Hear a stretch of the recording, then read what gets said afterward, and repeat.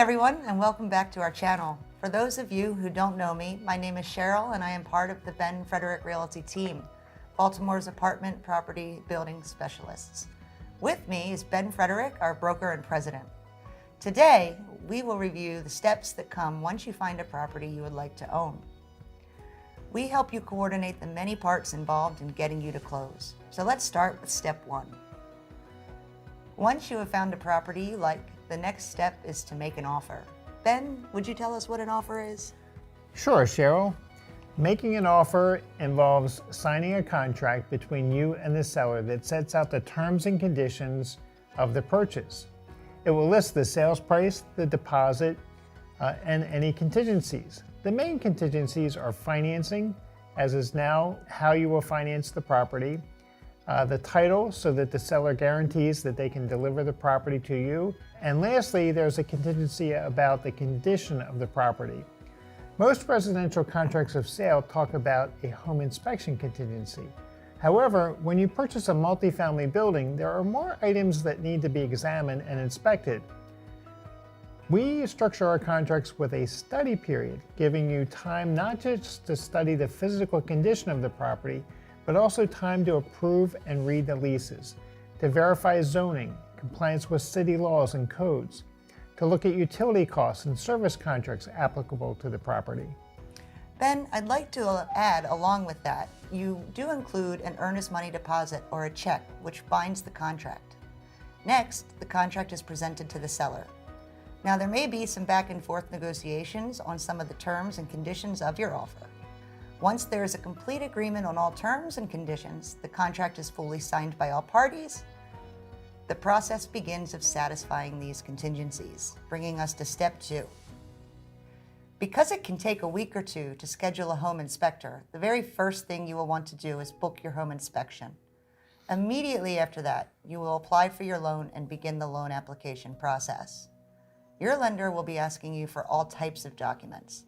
To begin your financing application, they will immediately need the prior 2 years of tax returns, 2 months of recent bank statements, and that's both checking and saving, 2 recent pay stubs, and your social security number or numbers so they can run a credit check. Now, throughout the loan process, the lender may request other documents from you. It is important to provide documentation promptly to make sure the loan application process is moving along. Ben, do you have anything you'd like to add there? Yes, Cheryl. The lender will order the appraisal.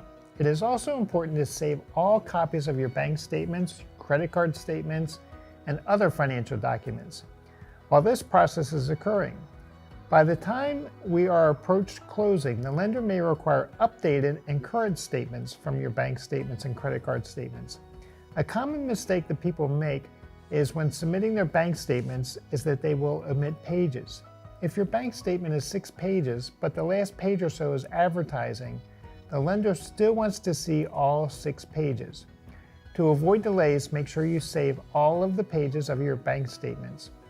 If you're relying on alimony or child support to qualify for the loan, the lender will want to see these documents as well. Ben, moving back to the home inspection, inspectors are going to look at major items like the roof, structure, windows, and doors. He is going to check and test the heating and air conditioning systems, every plumbing fixture, electrical outlet, and appliance. After the inspection, you will receive a written report that will itemize all the defects he found with the property. Home inspection reports can be intimidating. I will review the report with you, and you can decide if you would like to proceed with purchasing the property as is, or if the defects are so severe, you would rather cancel the contract and get your money back. In some cases, it may be possible to have the seller address some repairs. Now, the seller can agree to make some, or all, or none of these repairs to the request, and this is a normal part of the negotiation process. Step 4, document review. Ben addressed this earlier. During your document review period, the seller will send you current leases and lead certificates for review. I can explain any terms of the lease that you may not understand, and also verify that the lead certificates are valid. Here, I will also verify zoning and make sure the property is in compliance with the law. Step 5, choose your title company. Title companies are agents of the larger title insurers and do not necessarily represent the buyer or seller. Title's job is to investigate the history of ownership and make sure that you take ownership free and clear of any issues. We always advise selecting a title company located in the same jurisdiction as your property. Yes, local title companies know the customs and nuances, and they also know the local players, so they can quickly solve any issues if they do arise. In our experience, a local title company will help you get to closing on time and with less stress. During this step, we will start shopping for your hazard insurance. See our webinar about insurance and the differences between residential insurance and investment property insurance by clicking on the Resources tab at our website. Lenders will not lend money without a bound insurance policy on the property.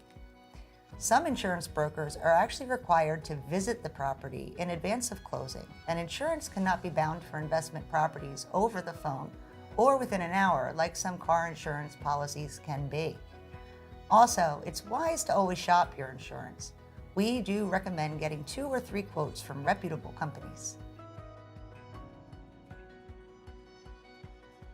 Once we have satisfied all of the contingencies and the lender has finished their underwriting process, you and I will get word from the lender that the loan is approved and we can proceed to closing. Yay! These 3 little words are magical and celebrated in our brokerage. At closing, it's important that the security deposits plus any applicable interest are transferred to you. At Ben Frederick Realty, we prepare this list and provide it to the title company, assuring that the deposits and interest are transferred to you. In addition, we go over the rents actually collected to make sure that you are given your share of the rent for the month. Other adjustments at closing include prorating the property taxes, license fees, and other service contracts between you and the seller. Absolutely, Ben. You will need to call your utility company and transfer public service meters into your name. Also, perhaps any vacant units with electric and gas service will need to go into your name, especially in the winter. The day of settlement, you'll sign all of your loan documents and title documents. You'll be given copies of any service contracts that you inherit, as well as keys to the building, alarm codes, access codes, etc. As the buyer, the day of closing goes to you. You'll receive rent for that day, but you'll also begin paying property taxes on the property that day. Your contact information will be delivered to any and all of the tenants in the building so that they may contact you regarding leasing information or maintenance issues moving forward. And with that, congratulations, you are now an investment property owner. I want all of my clients and customers to succeed, so when you purchase a building from me, I am willing to spend time with you and share with you property management tools, tips, techniques, and best practices, so you are set up for success from the start. Thanks for tuning in with Ben and I today. If you found this helpful, be sure to subscribe to our channel. Let me know if there are any topics you'd like to see addressed by emailing me, Cheryl at Ben Frederick, or commenting below. See you next time.